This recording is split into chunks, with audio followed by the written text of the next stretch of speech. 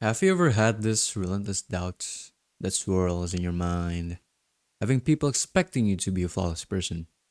There's this constant nagging inside your head. What if I mess up? What if they think I'm not good enough?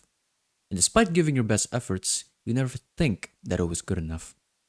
Your inner critic will always be relentless, unforgiving, sneering at you when you're most vulnerable. They will say anything to bring you down. They'll say, "You're not cut out for this. Everyone else is so much better. What even is the point in you doing this?" Your confidence that you so carefully built seemed to crumble with each passing second left alone with such thoughts. It felt as if the air had thickened, becoming an impenetrable barrier, the feeling of dread wrapping around you like a suffocating cloak. If you're experiencing something similar to this, then you might have yourself a case of self doubt. So, what exactly is self doubt? Well, the most bare-bone definition of it is that it is a mental state in which an individual lacks confidence in their abilities, decisions, or overall self-worth. It involves feelings of uncertainty and insecurity about oneself and one's actions. So, why does this happen?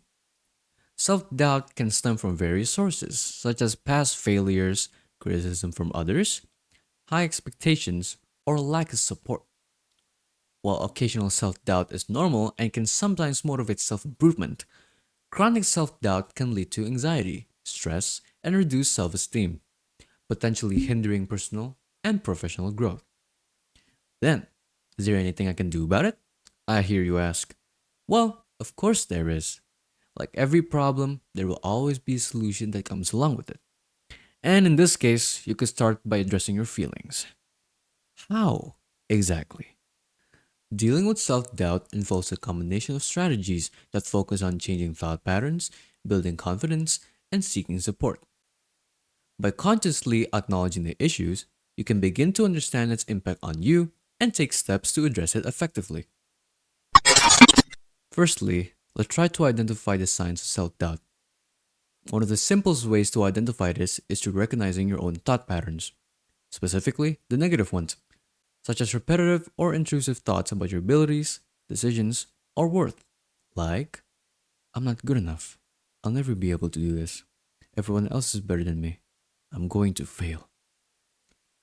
Another way to identify it is through making an observation of your emotions. Pay attention to your emotional responses when you think about taking on a challenge or making a decision. Emotions such as anxiety, fear, insecurity, frustration, sadness, and an anger that is often directed towards yourself are the most common negative emotions that will surely come to pester you, making you doubt yourself and filling you with uncertainty to take a step forward. And arguably, the most important one to know is your situational trigger. These triggers refer to specific circumstances or events that tend to provoke or intensify feelings of self doubt. These triggers can vary widely from person to person, but they often involve situations where there is perceived risk, uncertainty, or potential for judgment. A few examples of situational triggers is as follows: having to speak in front of a group of people.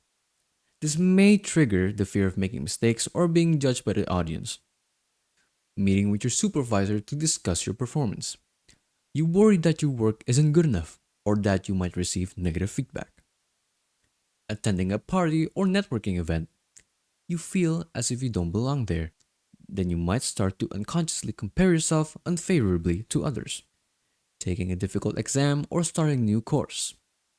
Having the fear of not being smart enough or capable of handling the workload. Beginning a new job or project that requires new skills. Then you start to doubt about your ability to perform well or meet expectations. By identifying these triggers, you can become more aware of the specific context or events that contribute to your feelings of insecurity. While it can be challenging not to clearly identify your triggers, it's important to remember that self awareness and personal growth are ongoing processes. Be patient with yourself and continue to explore and learn from your experiences. Over time, with persistence and the right support, you can develop effective strategies to manage and overcome your struggles. even without being able to pinpoint every trigger precisely.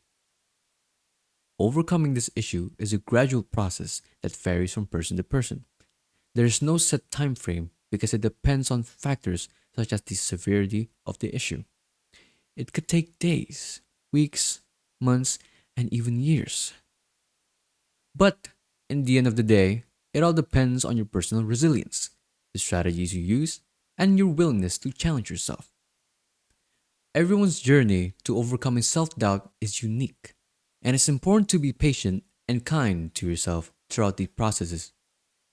Setbacks are normal and should be viewed as opportunities for growth. With consistent effort and the right strategies, you can gradually reduce the impact of self doubt and build greater confidence in yourself and your abilities. But what if I'm too scared? Feeling scared is a natural response when facing situations that triggers your self-doubt. It's okay to feel scared, and it's important to acknowledge and validate those feelings. Facing fear takes courage, but it's also a skill that can be developed with practice and patience. Start small, be kind to yourself, and celebrate your progress along the way. You don't have to face your fears alone, so don't hesitate to reach out for support when you need it.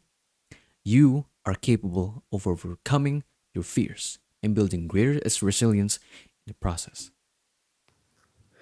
If you reached this far into the video, I just want to say thank you for the time that you have spared to watch this video.